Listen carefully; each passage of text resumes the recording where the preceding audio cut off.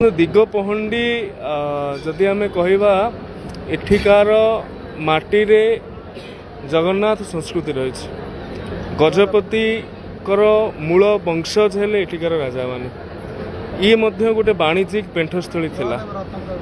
कवि सूर्य बलदेव रथों कथा कही पारंती कि सन्थ अरखितंकर कथा कही पारंती कि दीनानाथ पाठी जहाँ को दिगपहंडीर ड्रॉइंग मास्टर कह जाए तांको कथा कही पारंती।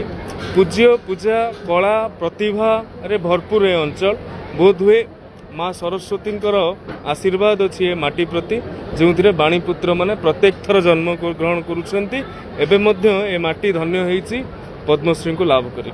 गंजाम जिला ओडिशार बा उत्कलीय परंपरार गोटे सांस्कृतिक ऐतिह्यर कथा कही पारंती, लोक कला लोक परंपरार कथा कही पारंती। गंजाम सर्वाग्रे रहिबो, साहित्य हो संस्कृति हो कला हो एठिकार जेते राज राजुड़ा माने मध्य अछंती सेमाने ताहार पृष्ठपोषकता करि आछंती।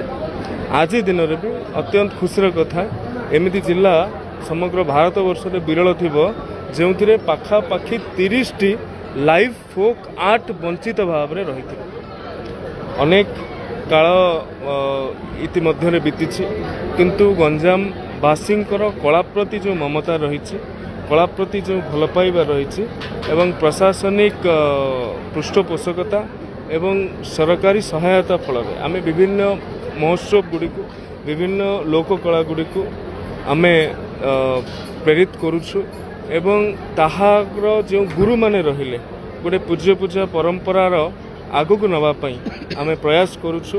तेणु मु आशावादी अच्छे जे ए कला काल काल पर्यंत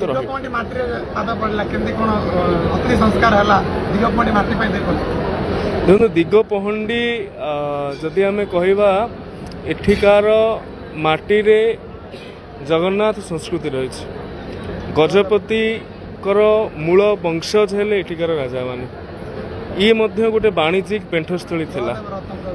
कवि सूर्य बलदेव रथों कथा कही पारंती कि सन्थ अरखितंकर कथा कही पारंती कि दीनानाथ पाठी जहाँ को दिगपहंडीर ड्रॉइंग मास्टर कह जाए तांको कथा कही पारंती।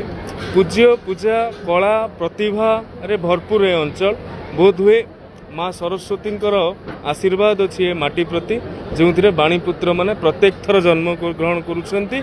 एबे मध्य ए माटी धन्य होईची पद्मश्री को लाभ करी।